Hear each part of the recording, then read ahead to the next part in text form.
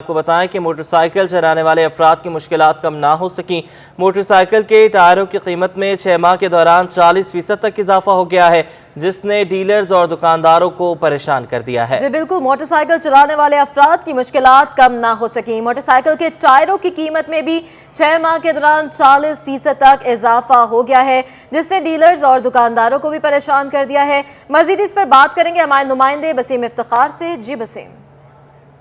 जी बिल्कुल, महंगाई किसी भी तरीके से कम होने का नाम ही नहीं ले रही है। अगर हम बात करें मोटरसाइकिलों के टायरों की, तो उसकी कीमतों में भी इजाफा देखने में आ रहा है, जिसकी वजह से शहरी भी परेशान है और दुकानदार और डीलर्स भी परेशान हैं। इस वक्त मेरे साथ मौजूद है मोहम्मद असलम, जो कि मोटरसाइकिलों के टायरों के डीलर्स हैं। इनसे जानते हैं कि मोहम्मद असलम साहब, कितनी परेशानी है, टायरों की कीमतों में कितना कितना इजाफा हुआ है, कितने वक्त में हुआ है, अब सेल कितनी हो गई है, कितनी कमी वाक़ई हुई है, ज़रा हमें बताइएगा डिटेल की सतह पर। अस्सलाम वालेकुम सर, ये तकरीबन जो है 6 महीना पहले जो था ये, और 6 महीना पहले और अभी का रेट समझेगी नहीं। जैसे कि पहले एक टायर जो था वो हम लोग जो है 6 महीना पहले जो है वो हम लोग बेच रहे थे, समझ लीजिए 1200 रुपये का। अभी वो टायर हो गए तकरीबन 1700 रुपये का। और जो है आगे का जो फ्रंट टायर होते थे, ये फ्रंट टायर जो था ये तकरीबन 1000 रुपये का था। अभी जो है वो तकरीबन 1050-1100 का मिल रहे हैं, ये समझिए। इसी तरह जो है 150 का टायर है, ये तकरीबन जो है वो 2200 रुपये का था, अभी जो है तकरीबन 2700 रुपये का है। इसी तरह जो है फ्रंट है 150 का, ये भी जो है तकरीबन वो पहले जो थे वो तकरीबन 2100-2200 रुपये का था, अभी तकरीबन जो है 2700 का है ये। अच्छा, इसी तरह 125 का जो है 125 सीसी का भी जो है, ये भी जो है फ्रंट टायर जो है पहले तकरीबन जो है 1700-1800 रुपये का होता था, नहीं सॉरी, तकरीबन जो है 1500 रुपये का होते थे। अभी जो है तकरीबन ये जो है 1900-2000 रुपये का है। ये थे मोहम्मद असलम, जो कि टायरों के डीलर। इनका ये कहना है कि कंपनियों ने बिजली और गैस की कीमतों को और इनके जो मसाइल हैं इनको जवाज़ बनाकर जो है वो तकरीबन 6 माह के दौरान जो टायर हैं उनकी कीमतों में मनमाना इजाफा किया है, और इस वजह से ना सिर्फ कारोबार मुतासर हो रहा है बल्कि शहर जो है वो टायर की खरीदारी। शुक्रिया बसीम इफ्तिखार अपडेट करने के लिए। नायब chairman electronic and motorcycle dealers alliance Abdullah Al Ashari ने टायर्स मजीद महंगे होने का इंदिया दे दिया है। उन्होंने कहा है कि खाम माल मौजूद नहीं है, रबड़ महंगा हो गया है, पार्ट्स महंगे होने पर मोटरसाइकिल महंगी होती जा रही है। मजीद जानते हैं हमारे नुमाइंदे हबीब खान से। जी हबीब। बिल्कुल, देखिए मोटरसाइकिल के स्पेयर पार्ट्स की अगर बात की जाए तो कीमतों में इजाफे की जो है वो तकरीबन 50 से 100% का जो है वो इजाफा देखने में आया। बिलखुसूस अगर मोटरसाइकिल के टायर के हवाले से बात की जाए तो टायर की जो कीमत है इसमें अब तक तकरीबन 50% का इजाफा है। जो टायर आज से कुछ माह कबल 1200 रुपये का रिटेल में दस्तियाब था, वो तकरीबन 1800 रुपये 1900 रुपये पे पहुँच चुका है। बात कर लेते हैं इस हवाले से, हमारे साथ अब्दुल्ला शारी साहब मौजूद हैं, electronic and motorcycle dealer alliance के आप मेंबर हैं। ये बताइएगा अब्दुल्ला शारी साहब के मोटरसाइकिल की कीमत में इजाफा हो रहा है, मोटरसाइकिल का टायर भी महंगा हो रहा है, क्या वजूहत ऐसी बन रही हैं कि मुसलसल जो ये वो चीज़ें महंगी हो रही हैं, ख़रीदारी तो वैसे ही पहले ख़त्म होती जा रही है? बिल्कुल आप सही कह रहे हैं। इस वक्त देखें आपके मुल्क के जो हालात हैं उसके हिसाब से ही कीमतों का और बाकी चीज़ों का और ज़रूरत का सारा इस्तेमाल में आता है।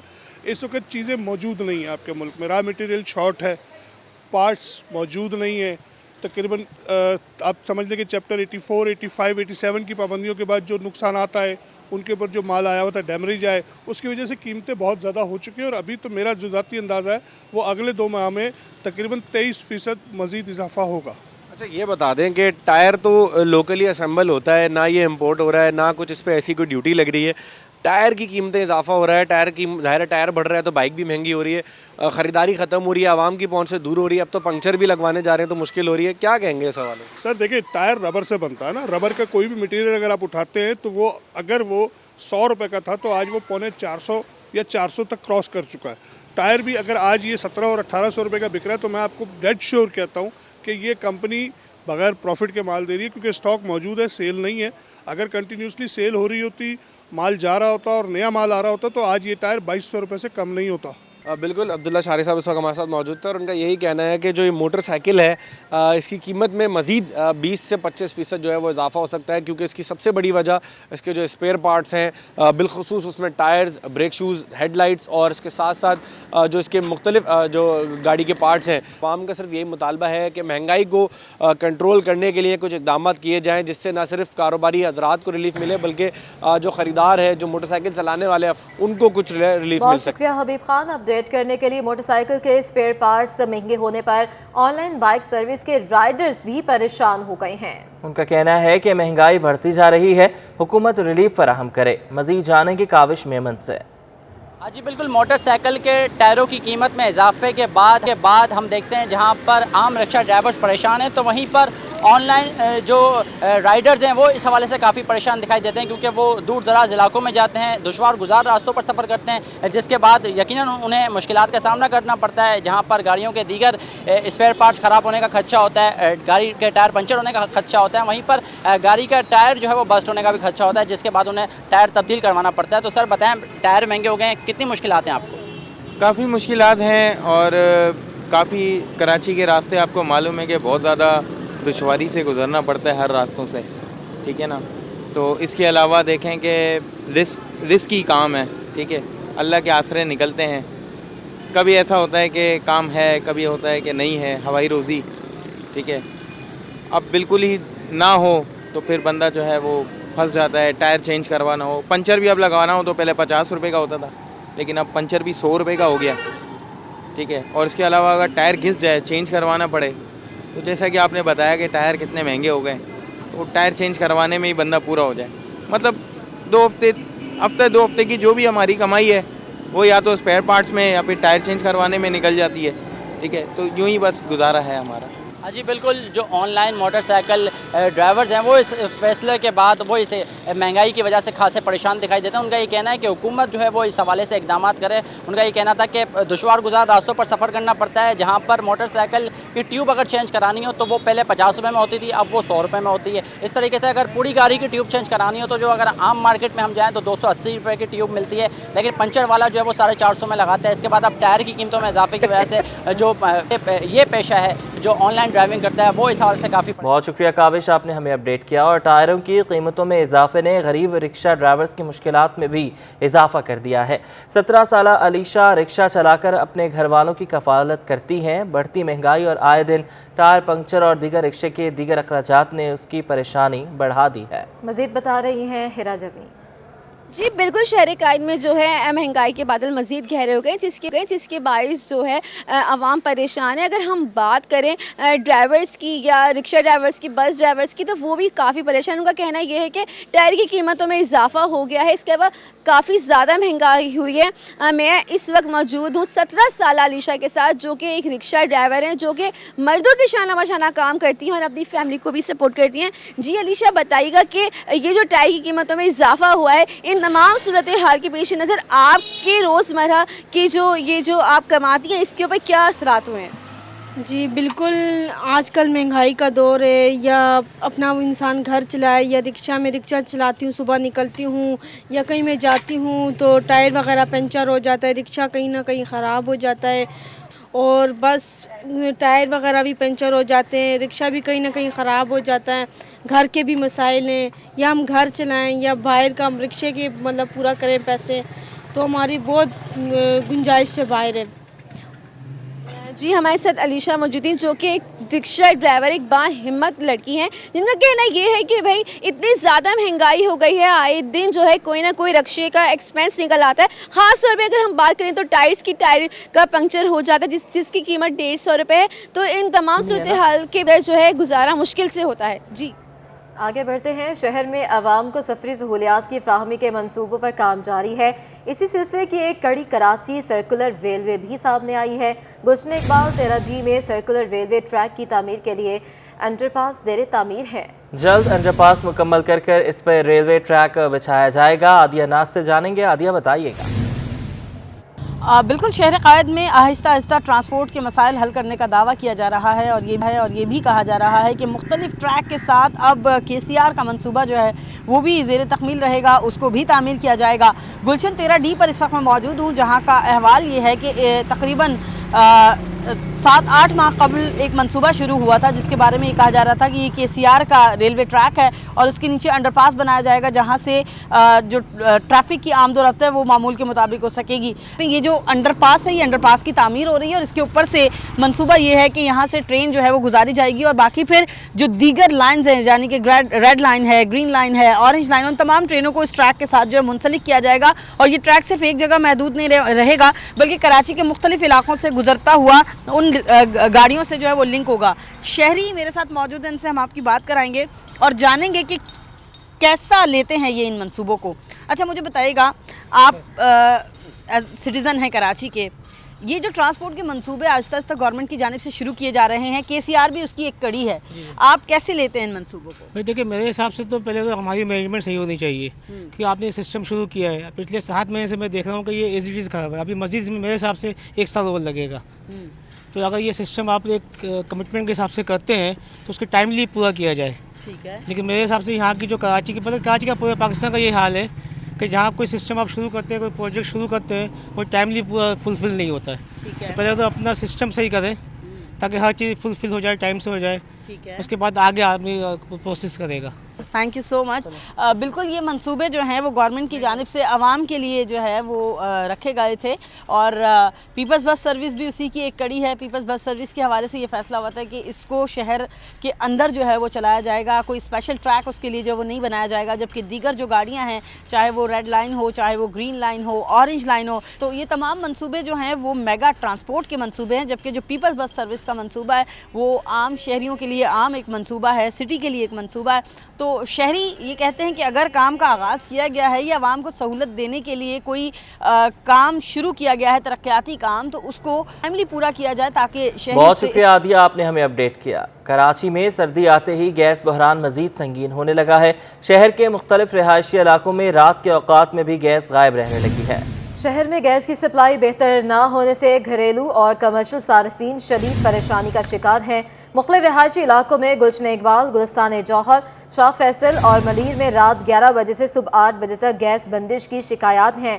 जबकि लियारी, बल्दिया town, Qaimkhani colony, city railway colony, Ittehad town में दिन भर गैस प्रेशर में कमी का सिलसिला भी जारी है। गैस ना आने पर कमर्शियल सार्फिन भी गैस सिलेंडर्स का इस्तेमाल करने पर मजबूर हो गए हैं। शहर कायद में फ़ज़ाई आलूदगी का जोर बरकरार है। आज भी कराची दुनिया के आलूदा तरीन शहरों में 3रे नंबर पर है। शहर में आलूदगी की ज़रात की तादाद 207 पार्टिकुलेट मैटर रिकॉर्ड की गई है। बढ़ती फ़ज़ाई आलूदगी की वजूहात और शहरियों को पेश आने वाले मुश्किलात के बारे में मज़ीद जानते हैं फातिमा सलीम से। जी बिल्कुल, शहर कायद में फ़िज़ाई आलूदगी जो है वो बरकरार है। आज भी सुबह के औकात में शहर कायद दुनिया के 10 आलूदा तरीन शहरों में 3रे नंबर पर था। शहर में आलूदगी के ज़रात की तादाद 207 पर्टिकुलर मैटर सुबह के औकात में जो है वो रिकॉर्ड की गई है। इसकी बड़ी वजह एक ये भी है कि शहर में जो है वो हैवी ट्रैफिक है। हैवी ट्रैफिक से जो निकलने वाली हैवी ट्रैफिक में मौजूद जो गाड़ियाँ हैं उनसे निकलने वाला जो धुआं है वो फ़िज़ा को आलूदा कर रहा है। साथ ही साथ हालिया बारिशों की वजह से शहर की जो सड़कें हैं वो टूट का शिकार हो गई थी। इस वक्त सड़कों की जो मुरम्मत है उसका काम जारी है, लेकिन काम जो है वो खासा सुस्त रवि का शिकार है, जिसके बाइस जो है वो उठने वाली धूल मिट्टी जो है फ़ज़ा को मज़ीद आलूदा कर रही है। सांस के लोगों को जो है वो मसले आ रहे हैं। डॉक्टर्स का कहना यह है कि 30% जो है वो सांस चेस्ट के इन्फेक्शन में मुब्तला मरीज़ों की में जो है वो इजाफा हो गया है। शहरी जो है इससे सख्त परेशान है। कहना यही है शहरियों का कि हाँ, एक साफ़ हवा जो है वो हर इंसान का हक है। शहर कायद में वो साफ़ हवा भी मुयस्सर नहीं। सुनते हैं शहरी की ही ज़बान में। जी बताइएगा क्या मुश्किलात पेश आ रही? जी यहाँ पर धूल मिट्टी बहुत है, हमें सांस लेना मुश्किल हो रहा है और मास्क के बगैर हम चल नहीं सकते। ये हुक्मरान पता नहीं क्या कर रहे हैं। ये शहर की इतनी बड़ी बड़ी बातें करते हैं लेकिन होता कुछ नहीं है। अब क्या करें, हम कहाँ जाए? हम तो सीने की फेफड़ों की बीमारी में जो है ना मुब्तला हो रहे हैं इस धूल मिट्टी की वजह से। क्या करें, किधर जाएं, हम किसको सुनाएं, क्या क्या कहें? जी बिल्कुल, जैसे कि आपने सुना, एक सांस लेना हर शहरी का, हर इंसान का फर्ज है। शहर कायद में वो साफ लेना भी एक शहरी को। बहुत शुक्रिया अपडेट करने के लिए। MD solid waste Imtiaz Shah ने जिला जनूबी का दौरा किया है। दौरे के दौरान बोट बेसन नहर क़याम नाले में कचरा जलाने वाले को मौके पर पकड़कर पुलिस के हवाले कर दिया है। मुलजमान के खिलाफ FIR दर्ज करने की हिदायत भी जारी की गई है। बात करेंगे सैयद रिजवान से। रिजवान, बताइएगा। जी बिल्कुल, देखिए managing director Sindh solid waste management board Syed Imtiaz Ali Shah, इनकी हाल ही में जो है तैनाती की गई है। उनकी जानिब से मुख्तलिफ डिस्ट्रिक्ट में सफाई सुथराई की सूरत हाल बेहतर बनाने के लिए इक़दाम का जो है वो सिलसिला जारी है। इस सिलसिले में क्लिस्टन के इलाके में उनकी जानिब से विजिट किया गया है। नहर क़याम के इतराफ में गुलमोहर के मुख्तलिफ दरख्त इंतजामिया की जानिब से लगाए गए थे। ताहम नाले में जो है वो कचरा जलाया जा रहा था, जिसको देखने के बाद उनकी जानिब से बरहमी का इज़हार किया गया है। इस कचरे की वजह से न सिर्फ माहौल आलूदा हो रहा था, बल्कि इसके साथ साथ जो तमाम जो नई शजरकारी की गई थी सिंध हुकूमत की जानिब से, उसको भी नुकसान पहुंच रहा था। बरहमी का इज़हार इनकी जानिब से किया गया है और इस मौके पर एक शख्स को गिरफ्तार किया गया, पुलिस के हवाले किया गया है जो कचरा जलाने में मुलविस था। जबकि इसके साथ साथ उनकी जानिब से ये भी कहा गया है MD Sindh solid waste management board की जानिब से कि फौरी तौर पर शहर में जो कचरा जलाने के वाक़यात हैं उनके सदबाब के लिए इंतजामिया काम करे और माहौलियाती आलूदगी फैलाने वालों के खिलाफ जो है वो कानूनी कार्रवाई जो है पुलिस की मदद से जारी रखी जाए। जी बहुत शुक्रिया रिजवान, आप हमें अपडेट कर रहे थे। और कचरे की ही बात करेंगे तो कचरे को जलाए नहीं बल्कि इसे बहुत ज़रूरी काम के लिए भी इस्तेमाल किया जा सकता है। कराची में जिन्ना यूनिवर्सिटी की तालिबात ने शहर के बड़े मसले का हल तलाश कर लिया है। शहर का कचरा ठिकाने लगाने का जदीद मॉडल तैयार कर लिया गया है, जिससे गैस और बिजली भी बनेगी। ये मॉडल क्या है, जानने के लिए बात करेंगे। सैयद नुमान गुल हमारे साथ मौजूद हैं। जी नुमान।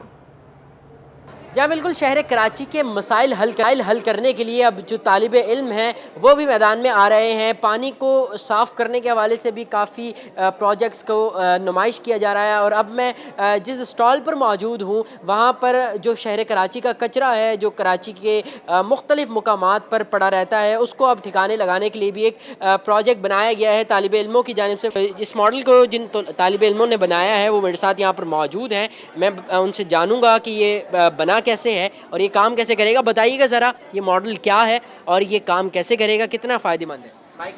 जी सबसे पहले मैं मलिहा फिरदौस हूँ और ये साइमा रियाज है। हम जिन्ना यूनिवर्सिटी फॉर वुमेन से हैं। हमारा project basically automatic underground solid waste management system पे बेस्ड है। हम कर क्या रहे हैं, हम डिफरेंट एरियाज़ में ऐसी बिन अटैच करेंगे जो कि अंडरग्राउंड पाइपलाइन के थ्रू अटैच्ड होंगी और वो एक हमारे सेंसर एंड सेपरेटर के थ्रू जो कि अंडरग्राउंड ही होगा, प्लास्टिक को आयर डिटेक्टर के थ्रू डिटेक्ट करके प्लास्टिक को अलग कर देंगे। एक कलेक्टर सिस्टम है, वो कलेक्टर सिस्टम हमारा पायरोलिसिस प्लांट के साथ अटैच्ड होगा, बेसिकली अंडरग्राउंड ही, और जो पिस्टन के थ्रू वो मूव करेगा अपवर्ड प्लांट में और वहाँ जाके हमारे वेस्ट को छोड़ेगा जो कि प्लास्टिक और रबर वेस्ट होगा। वो फिर आगे फर्दर हम फ्यूल में कन्वर्ट करेंगे। जहाँ तक की बात हमारे ऑर्गेनिक वेस्ट की है, यानी कि फूड वेस्ट वगैरह, पेपर एट्सेट्रा, हम वो क्या करेंगे, उसको अलग से कलेक्ट करेंगे बायोगैस प्लांट के अंडर। वो बायोगैस प्लांट में जाके जो है हमारे पास बायोगैस प्रोड्यूस करेंगे थ्रू एनारोबिक डाइजेशन, जो कि हम बैक्टीरिया की मदद से करेंगे जो कि स्पेसिफिक होंगे। अच्छा मुझे ये भी बताइएगा, ये प्रोजेक्ट अगर एक एरिया में लगाया जा रहा है, एक एरिया में बनाया जा रहा है, तो कितने टाइम में होगा और इससे कितना फ़ायदा होगा ये कराची की आवाम को? देखिए ये प्रोजेक्ट जो है, आप टाइम की बात ना करें क्योंकि ये टाइम गेनिंग काफ़ी ज़्यादा है। अगर आप इसकी एग्जांपल पूछना चाहें तो इसकी एग्जांपल हमारे पास खाने काबा शरीफ है। वहाँ पे जितना भी ये सिस्टम है वो पूरा का पूरा अंडरग्राउंड वेस्ट जो है, वहाँ पे सिस्टम ही ऐसा बनाया गया है कि खाने काबा में जितना भी वेस्ट प्रोड्यूस होता है वो अंडरग्राउंड भी एक जगह कलेक्ट होकर उसको डिस्पोज किया जाता है। हम खुद नहीं कर सकते, with the help of government हम तभी ही ये काम कर सकते हैं। जाहिर सी बात है, हुकूमत के अगर ताउन ना हो तो ये काम नहीं होगा। यकीनी तौर पर तालिब इल्मों की जानिब से एक बड़ा अच्छा इनिशिएटिव है, अच्छा मॉडल है। कराची के कचरा जो कि उठाने के हवाले से काफ़ी बहस छिड़ी रहती है और कचरा साफ़ करने के हवाले से बड़े बड़े दावे भी किए जाते हैं, लेकिन अगर इन तालिब इल्मों के मॉडल्स को सामने रखते हुए अगर कराची को स्ट्रक्चर को, इंफ्रास्ट्रक्चर को दोबारा से डिज़ाइन किया जाए तो ये काफ़ी फ़ायदेमंद साबित हो सकता है कचरने के लिए शहर कराची। खेल के मैदान से खबर है, फीफा वर्ल्ड कप में लियारी वालों की फेवरेट टीम ब्राज़ील ने साउथ कोरिया को 4-1 से शिकस्त देकर क्वार्टर फाइनल में जगह बना ली है। ब्राज़ील का मैच देखने के लिए वज़ीर आला सिंध और मुशीर कानून बैरिस्टर मुर्तज़ा वहाब भी लियारी पहुंचे। फीफा वर्ल्ड कप के सुपर 8 मुकाबले में ब्राज़ील और जनूबी कोरिया आमने सामने आए, जहां ब्राज़ील ने साउथ कोरिया को 4-1 से चित कर दिया। ब्राज़ील के मैच पर मिनी लियारी के वासियों के लिए पीपल्स पार्टी की जानिब से स्क्रीनिंग का एहतमाम किया गया, जहां बड़ी तादाद में लोगों ने पाक भारत मैच की तरह ब्राज़ील के मैच को भी बड़ी स्क्रीन पर एंजॉय किया। फीफा वर्ल्ड कप के राउंड 16 मुकाबले में ब्राज़ील और जनूबी कोरिया आमने सामने आए, जहां ब्राज़ील ने साउथ कोरिया को 4-1 से चित कर दिया। ब्राज़ील के मैच पर लियारी के बासियों के लिए पीपल्स पार्टी की जानिब से स्क्रीनिंग का एहतमाम किया गया, जहां बड़ी तादाद में लोगों ने पाक भारत मुकाबले की तरह ब्राज़ील के मैच को भी बड़ी स्क्रीन पर एंजॉय किया। वज़ीर आला सिंध मुराद अली शाह और एडमिनिस्ट्रेटर कराची बैरिस्टर मुर्तज़ा वहाब भी फुटबॉल मैच देखने के लिए लियारी ग्राउंड पहुंचे। वज़ीर आला सिंध का कहना था कि हुकूमती सतह पर लियारी में फुटबॉल को फरोग देने के लिए तैयार हैं कि हुकूमत की तरफ से हम हर किस्म की सपोर्ट करने के लिए तैयार हैं, लेकिन मेहनत करें और इंशाल्लाह ताला ये मेहनत करेंगे और हमारी सपोर्ट हुकूमत की हमेशा होगी। तो कोई वजह नहीं है कि हमारे लियारी के लड़के भी वर्ल्ड कप में हिस्सा लें। वज़ीर आला सिंध और एडमिनिस्ट्रेटर कराची की मौजूदगी में नौजवानों ने पीपल्स पार्टी के मशहूर गाने बिजा तीर बिजा पर रक्स भी किया। कैमरामैन जानशेर बलोच और साथी रिपोर्टर मोहम्मद कामरान के साथ ताबिश 21। शहर कायद के कदीमी सेंट जॉर्ज हाई स्कूल में पाकिस्तान के चारों सूबों की सकाफत का दिन मनाया जा रहा है। सकाफती दिन की मुनासबत से तालिब इल्मों की जानिब से परफॉर्मेंसेस पेश की गई हैं। बात करेंगे सैयद जुबैर राशिद से, बताइएगा। जी बिल्कुल, कल्चरल डे की मुनासिबत से मुख्तलिफ स्कूल्स में जो है तकरीबात का सिलसिला अभी भी बदस्तूर जारी व सारी है। इस वक्त मैं मौजूद हूँ सेंट जूड्स हाई स्कूल में, और सेंट जूड्स हाई स्कूल में भी सकाफती दिन की मुनासिबत से एक पुरवकार तकरीब का अहतमाम किया गया है, जहाँ पर तालिब इल्मों की जानिब से सिंधी सकाफत, बलूचिस्तान की जो सकाफत है, पंजाबी और खैबर पख्तूनख्वा की जो सकाफत है, इस पर मुख्तलिफ टैबलोज जो है पेश किए गए हैं। इस वक्त मेरे साथ जो है इस स्कूल के रूह रवा इजाज खुशी साहब मौजूद हैं, उनसे मजीद जान लेते हैं। सर, बड़ी ज़बरदस्त तकरीब का एहतमाम किया, बेसिकली क्या एक मैसेज है तमाम तर सकाफत को आपने जो है तमाम तर सूबों की सकाफत को एक साथ जो है आपने रिप्रेजेंट किया? देखिए, सबसे पहली बात तो ये कि हम पाकिस्तानी हैं और ये हमारे लिए बहुत खुशी की बात है कि हम एक मल्टी कल्चरल जो है कंट्री उसमें रहते हैं, और हमारे बच्चों को जो है हमारी जो मुल्क की सकाफ़त है उसके बारे में जानना बहुत ज़रूरी है। हम बहुत सारी सकाफ़तों को मिलाकर जो हैं वो एक कौम या एक हम कह सकते हैं कि पाकिस्तानी बनते हैं। इस वजह से हमने कोशिश की कि क्यों ना हम एक ऐसी तकरीब का एहतमाम करें जिसमें अगरचे हम लोग सूबा सिंध में रहते हैं और सूबा सिंध की सकाफ़त को रिप्रेजेंट करते हैं, लेकिन साथ ही साथ अपने मुल्क की दूसरी सकाफ़तों के बारे में भी जानें और अपने बच्चों को उसके बारे में अवेयरनेस दें, क्योंकि इनको सबको जानना बहुत ज़रूरी है। और इसी से हम कहते हैं कि हमारे दरमियान इत्तेहाद, क़ुव्वत और भाईचारा पैदा होगा, और इसी को फ़रोग देने के लिए जो है हमने आज इस कल्चर डे को भरपूर तरीके से जो है वो मनाने की कोशिश की और मना भी रहे हैं। तालिब इल्म भी हमारे साथ मौजूद हैं, उनसे भी थोड़ा बहुत जान लेते हैं। भाई ये बताएं, एंजॉय कर रहे हैं फुल कल्चरल डे को? जी सही है। तो क्या कहना चाहेंगी, कौन सी परफॉर्मेंस आज आपने पेश की? सिंधी परफॉर्मेंस की, बलोची की, कौन सी की? बलोची जी। तो ये परफॉर्मेंसेस कब से, तैयारी कब से कर रहे थे आप लोग? वैसे हम लोग एक हफ्ते पहले से तैयारी कर रहे थे कि अच्छा परफॉर्म कर सके, ताकि सबको दिखा सके कि हम भी कर सकते हैं। ज़बरदस्त। मैं ये तलबा हमारे साथ मौजूद थी, यकीनन इन तालिब इल्मों का जोश काफ़ी हद तक हमें दीतनी दिखाई देता है। इजाज़ खुशी साहब की ज़ेरे सरपरस्ती इस तमाम तकरीबात को जो है मुनक़िद किया गया है। इसके अलावा ये स्कूल जो है हमें इस मुनासिबत से भी कोशिश दिखाई देता है कि निसाबी गैर निसाबी सरगर्मियों को फ़रोग देने में ये स्कूल हमेशा से जो है आगे आगे रहता है और मज़ीद क्वालिटी ऑफ एजुकेशन फराहम करने पर। बहुत शुक्रिया ज़ुबैर, आपने हमें अपडेट किया। बल्दिया बस्ती में तजावुज़ात के खिलाफ एक और बड़े ऑपरेशन की तैयारियाँ की जा रही हैं। शफीक मोड़ गोदरा कैंप पर यह operation north Karachi association of traders and industries के मुतालबे पर किया जाएगा। मज़ीद जानते हैं रिजवान अहमद से। जी रिजवान, इस वक्त मैं मौजूद हूँ राशिद महनाज रोड से मुत्तसिल शफीक मोड़ पर। शफीक मोड़ का 2 रबिया शाहराह जो कि 150 फीट तवील शाहराह हैं, दोनों ट्रैक इसके, ये जाती है गोदरा कैंप और वहाँ से नॉर्थ कराची इंडस्ट्रियल एरिया। तो इस तरह ये कहा जा सकता है कि न्यू कराची की लाखों की आबादी और इसके साथ साथ जो सनतकार हैं, जो ट्रेडर्स हैं, उनकी बार बर्दारी का जो सामान है वो सारा इसी रोड से गुजरता है। इंतहाई मसरूफ़ ये शाहराह तस्वुर की जाती है। 150 फीट के दोनों इसके ट्रैक हैं, लेकिन मेरे दाएं जानिब कैमरामैन आगा रफ़ीक आपको दिखाएंगे कि शफीक मोड़ से लेके गोदरा कैंप तक जाने वाली शाहराह पर ये दुकानें जो हैं वो कब्ज़ा करके तामीर कर ली गई हैं, जो कि गैर कानूनी हैं। इस तरह रोड जो है वो 100 फीट से भी कम रह गया है और ये दुकानें जो है हटाने का फौरी तौर पर मुतालबा किया है। इस इंक्रोचमेंट को रिमूव करने का मुतालबा किया जा रहा है सनतकारों की जानिब से, ताकि बार बर्दारी के अमल के दौरान ट्रैफिक जैम के वाक़यात से बचा जा सके। और इसके साथ साथ जो है वो जो मुल्की सनती पहिया है उसको तेज़ी से गामजन किया जा सके ताकि मुल्क में खुशहाली आए। इस सिलसिले में बताता चलूँ आपको कि डिस्ट्रिक्ट सेंट्रल में पहले ही कई मेगा जो एंटी इंक्रोचमेंट ड्राइव्स हैं वो जारी हैं, जिसमें नाज़माबाद मुजाहिद कॉलोनी भी शामिल है। इससे कबल SM तौफीक रोड पर भी जो है वो तजावुज़ात के ख़िलाफ़ खात्मा हुआ। अब ये बड़ा मुतालबा जो है वो किया जा रहा है सनतकारों की जानिब से डिस्ट्रिक्ट सेंट्रल की इंतज़ामिया से कि फ़ौरी तौर पर शफीक मोड़ से लेके गोदरा कैंप तक जो सैकड़ों की तादाद में दुकानें सड़कों पर बना दी गई हैं, इनका खात्मा किया जाए। रोड को 150 फीट की हालत में बहाल करके इसको कुशादा किया जाए। बहुत शुक्रिया रिजवान अहमद अपडेट करने के लिए। आगे बढ़ते हैं। स्कीम 33 में बजनूर हाउसिंग सोसाइटी में कब्जे के केस की समाअत हुई। सोसाइटी की ज़मीन ताहाल वागुजार न कराने पर सिंध हाई कोर्ट ने बरहमी का इजहार किया है। 12 दिसंबर से तजावुज़ात के खिलाफ बड़ा ऑपरेशन शुरू करने का हुक्म दे दिया है। जी बिल्कुल, सिंध हाई कोर्ट में स्कीम 33 में बजनूर हाउसिंग सोसाइटी में कब्जे का केस, सोसाइटी की ज़मीन ताहाल वागुजार न कराने पर अदालत बरहम हो गई। रेंजर्स की नफरी की अदम मौजूदगी के बायस कार्रवाई नहीं हो सकती, ये दलाइल दिए गए। एडिशनल एडवोकेट जनरल की जानिब से DC ईस्ट ने कहा कि एक 25 एकड़ ज़मीन है, तजावुज़ात कायम हो गई थी। अदालत का 12 दिसंबर से तजावुज़ात खात्मे का ग्रैंड ऑपरेशन शुरू करने का हुक्म 12 दिन में कार्रवाई मुकम्मल करके 16 जनवरी को रिपोर्ट पेश करें। अदालत ने ये रिमार्क्स जारी किए। रेंजर्स और दीगर इदारों को मुकम्मल ताउन की हिदायत की गई। आपको ये बताते चलें कि दरख्वास्त गुजार के वकील ने कहा कि DC की जिम्मेदारी थी कि DG रेंजर से राबता करें, मगर उन्होंने नहीं किया। जी बिल्कुल, स्कीम 33 में बजनूर हाउसिंग सोसाइटी में कब्जे के केस की ये समाअत थी। बरामद कुनिंदगान ने मुल्क की मईशत को शदीद खतरात लाहक होने का खदशा जाहिर करते हुए कहा है कि सिर्फ $15,000 के दस्तावेज क्लियर कराने जाओ तो बैंक रुला देते हैं। इसी पर मजीद बात करेंगे हमारे नुमाइंदे अशरफ खान से। जी अशरफ। जी, देखा जाए एक्सपोर्टर की जानिब से अभी भी मुश्किलात कम नहीं हुई हैं। LC की बात की जाए, जो दरामदी माल जो बहुत अहम खाम माल होता है वो भी क्लियर नहीं हो रहा है, उससे सनती पैदावार शदीद मुतासर हो रही, बरामदात भी मुतासर हो रही है। इस वक्त एक्सपोर्टर हफीफ सिद्दीकी हमारे साथ मौजूद हैं। क्या कंसर्न देखें, एक्सपोर्ट तो गिर गई है, आप मजीद आगे क्या देखें? देखें, एक बहुत सीरियस सिग्निफिकेंट थ्रेट है पाकिस्तान को इस वक्त इकोनॉमिकली।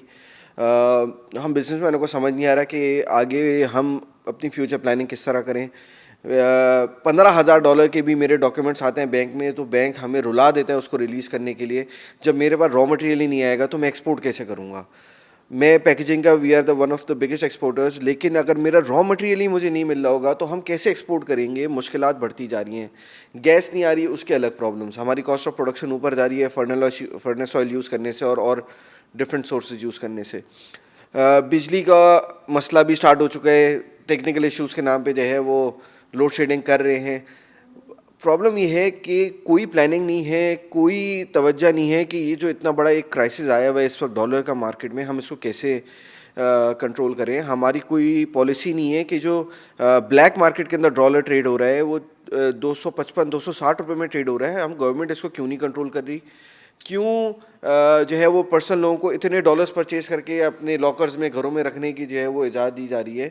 गवर्नमेंट इसमें क्या कर रही है कि इस चीज़ को कंट्रोल करे? क्योंकि अगर इंडस्ट्री नहीं चलेगी तो फिर पाकिस्तान का फ्यूचर कुछ भी नहीं है। पाकिस्तान का फ्यूचर सिर्फ इंडस्ट्रियलाइजेशन में है।